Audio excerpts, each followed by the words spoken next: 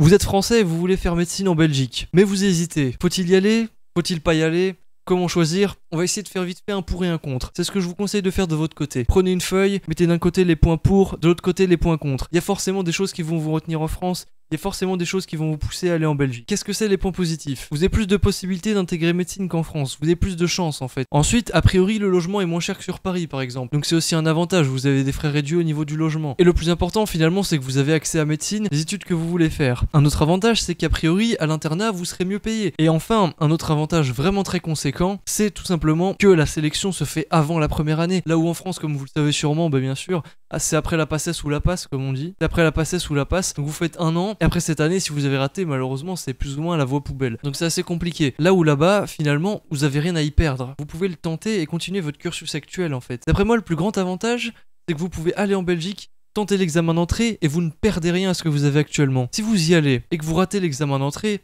c'est pas grave, vous pourrez le retenter plus tard. Le tout, c'est tout simplement de ne pas abandonner votre cursus actuel et de pas fonder tous vos espoirs sur la Belgique. La Belgique est une possibilité, ce n'est pas une obligation. C'est pas sûr que vous allez réussir. Je vous le souhaite de tout cœur, bien sûr, mais il faut dire ce qui est, tout le monde ne réussit pas. Plus il y a de personnes qui tentent, plus la barre sera élevée en fait à cause du quota. Donc l'avantage, c'est que vous avez tout à y gagner à essayer en fait. Au maximum, vous allez perdre quoi, 200-300 euros avec les billets de train, l'hôtel et l'équivalence. Franchement, honnêtement, c'est pas énorme. Si vous n'êtes pas prêt à perdre cet argent, je pense que vous n'êtes pas prêt à partir en Belgique. Parce que là-bas, vous allez devoir sortir beaucoup d'argent pour vous loger, pour vous nourrir et pour avoir beaucoup de frais, notamment les frais d'inscription. Mais on parlera de tout ça dans une prochaine vidéo sur comment gérer ses finances et tout. Donc voilà, c'est à peu près tout pour les points positifs. Après maintenant, les points négatifs. Les points négatifs, c'est que forcément, vous êtes loin de chez vous. Si jamais vous habitez en région parisienne, là, on a un autre point positif. Vous avez le Thalys qui fait Paris, Bruxelles, Liège par exemple et d'autres villes. Donc si par exemple vous avez une ville qui a une gare TGV et qui relie directement Paris et que vous habitez par là, là ça peut être très avantageux pour vous. Vous êtes bien assis, vous pouvez travailler. C'est un gros point positif. Le point négatif, c'est que vous êtes loin de chez vous.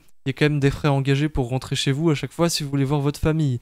C'est à savoir, vous serez forcément éloigné de votre famille. Le deuxième point négatif, c'est que effectivement vous allez faire vos études en Belgique, mais ensuite si vous voulez rentrer en France, ça va être assez compliqué. C'est possible a priori, mais il y a sûrement une réforme qui va impacter les ECN, et donc on ne sait pas exactement les modalités de retour ni comment ça va se passer. Vous n'êtes pas dans le cursus français. Ensuite, les frais de scolarité sont quand même un peu plus élevés qu'en France, mais honnêtement c'est quand même pas grand chose pour ce que c'est. 835 € par an, pour moi, ça reste un certain budget vu le nombre d'années, mais ça reste quand même tout à fait correct, c'est pas des études à 10 000 € l'année. Un autre gros point négatif, c'est si par exemple vous êtes avec une personne qui est en France, et que vous devez tout le temps faire des allers-retours, effectivement ça risque de compliquer les choses, et c'est forcément quelque chose dont il faut tenir compte. Ensuite, si vous vivez actuellement chez vos parents, ça implique forcément que vous partiez. C'est aussi un point négatif. Et le plus grand point négatif d'après moi, c'est tout simplement le côté financier, c'est-à-dire que vous allez devoir sortir, comme j'ai dit, énormément d'argent pour vous loger, pour vous nourrir, pour vos frais d'inscription et pour tous les frais divers qui sont quand même assez énormes. Voilà, ça c'est que mon point de vue. Pour ce qui est des choses du type l'accent, tout ça, honnêtement c'est pas du tout gênant, franchement on s'y fait largement. Et un accent c'est quand même pas grand chose. Faut oublier qu'en Belgique ils parlent français.